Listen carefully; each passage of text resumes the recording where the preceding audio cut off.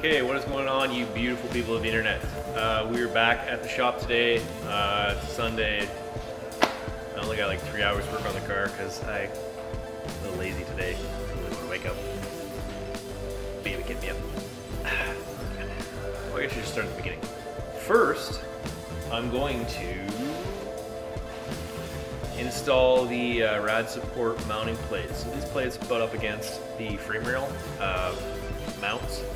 I don't know why they're necessary, considering the rad support has a steel frame that's inside it with plastic around it. So I don't know why these are necessary, but whatever. I guess I'm going to put them on anyways. So I'm going to just remove the passenger headlight, loosen off the rad support, and remove the crash bar, and just try and weasel everything out, and then just slide this up in there, and then re-bolt the bolts that go on there. This goes right down there. You can see that if you can't see the camera. And then tighten that up. Then I refill the coolant, and then I want to double check my wiring job for the airbag sensor for the front headlight mount. Yeah, they have the sensors in weird places. It's up underneath the front driver's side and passenger side headlight. That's where the crash sensor is for setting off the airbags. Kind of weird, but I just want to double check my wiring job in there. I have the wiring schematic and everything telling me the wire colors and which is positive, which is negative. So I just want to double check that. That way when I put the fuse back in, I don't just get hit in the face by a giant bag, teabag by an airbag. It sucks. Yeah, so double check that. Yeah, that's it for today. So on with the time lapse.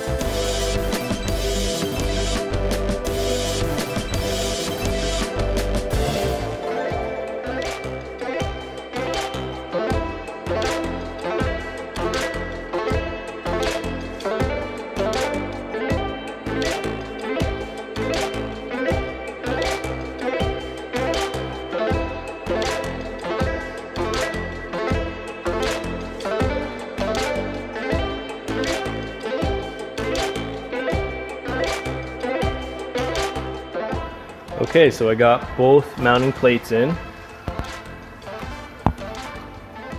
You can sort of see the outline of it. It kind of goes right up into the arch of the rad support and then goes down right to the base there.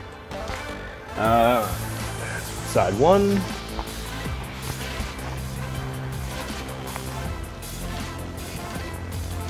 side number 2, you can sort of see.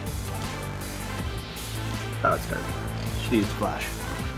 Okay, next thing is I already have the top rad support bolts in, but they're not tight, so I'll need to tighten those. But first, while I was working on this, when we broke the bottom mounting brackets for the rad support off the original rad support,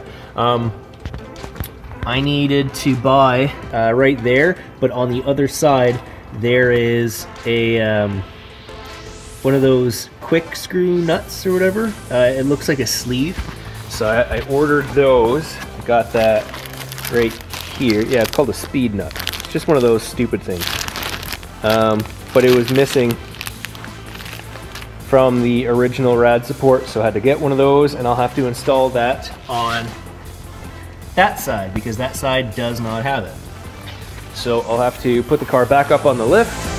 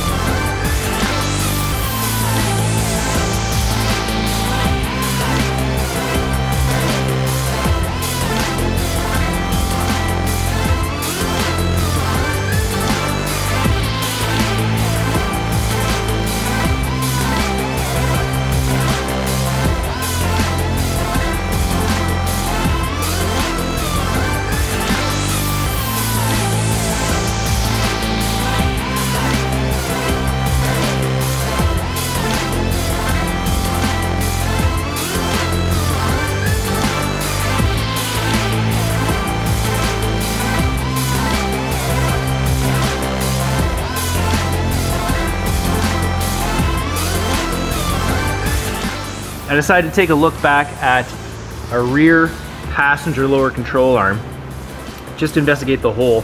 And while I was back here, I realized that this rubber guard, I thought it was a steel reinforced guard that was either riveted, bolted to, or somehow just attached to this lower spring perch.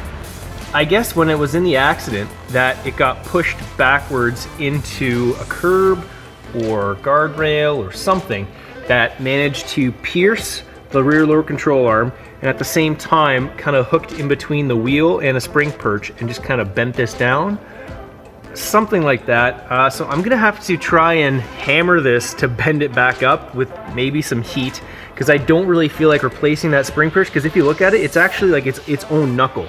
This is like the rear knuckle that, or sorry, hub, that the control arm actually it fixes to, as you can see through that bolt there, or sleeved bolt there. So to try and save myself some money on parts and maybe some time waiting on parts, I'm just gonna try and hammer that.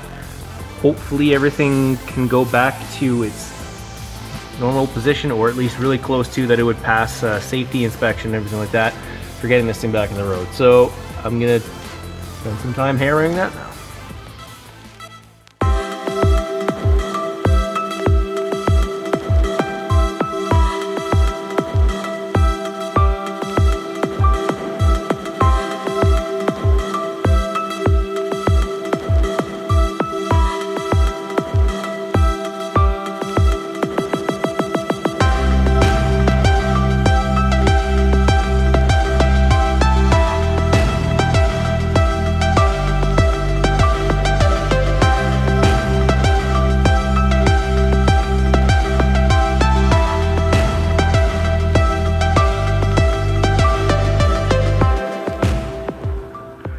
So I managed to move it a little bit.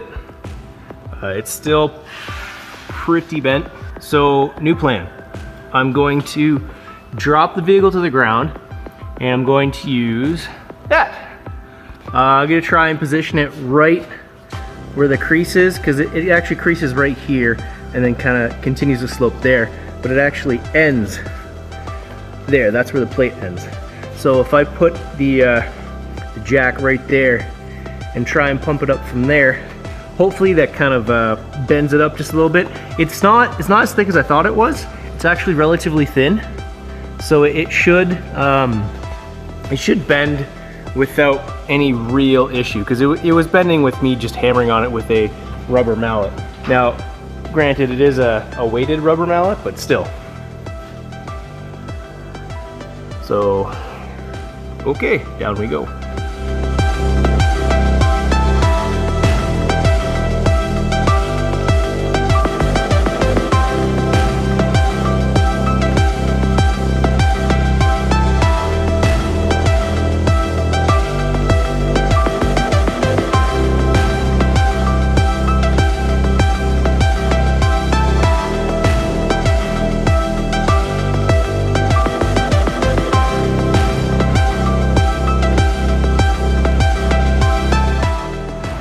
Okay, so change of plans. I'm gonna try and use a small hydraulic lift, but it's just like a very, very tiny one. So I'm hoping that that is just enough to be able to bend that back, but not heavy enough to actually lift the car. Gotta go find it. It's a small cylindrical one. Not big at all. It's only really meant for changing a tire on a small car that doesn't weigh more than like 3,000 pounds, I don't believe.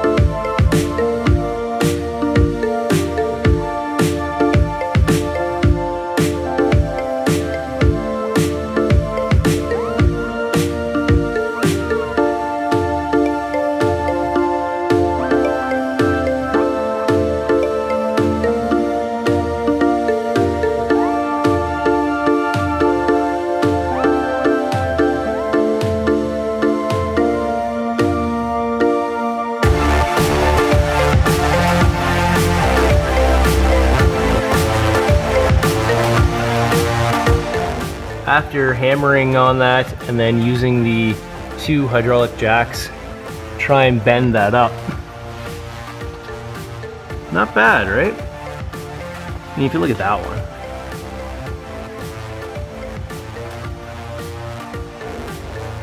Oh, so it looks a little bit better now. Maybe they won't give me a hard time about that. But they might, yeah, no, they'll still give me a hard time about this. For sure. Okay. So now I need to fill coolant reservoir and then trace my the wiring for the airbag sensor. Wow. It's a Sunday. I'm having trouble speaking today. Words. Not work. Great. Cool. Okay. Down we go.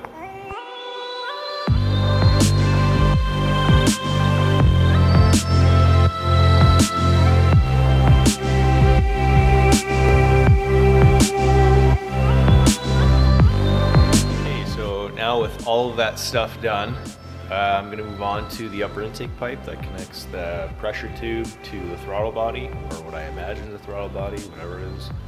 Well, they got 2 of these things though. I don't know what it is. It's kind of weird. Let's get to it.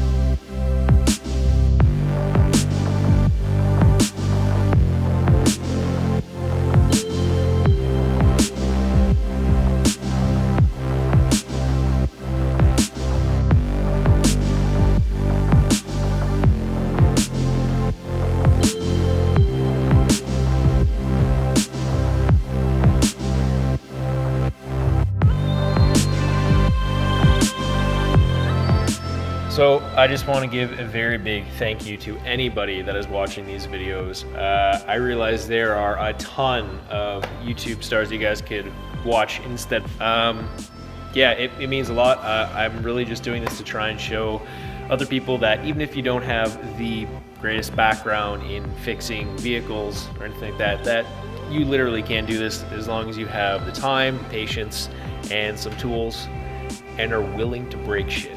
Because I break shit constantly. And for those of you that actually do care, I know I do, I got one of these little tripod things. 18 bucks off Amazon, can't go wrong with that. So that means that my videos are gonna start to be a little bit better quality, I hope, and that there will be less shaky cam, because nobody liked the Blair Witch. Well, I'll see you guys next time.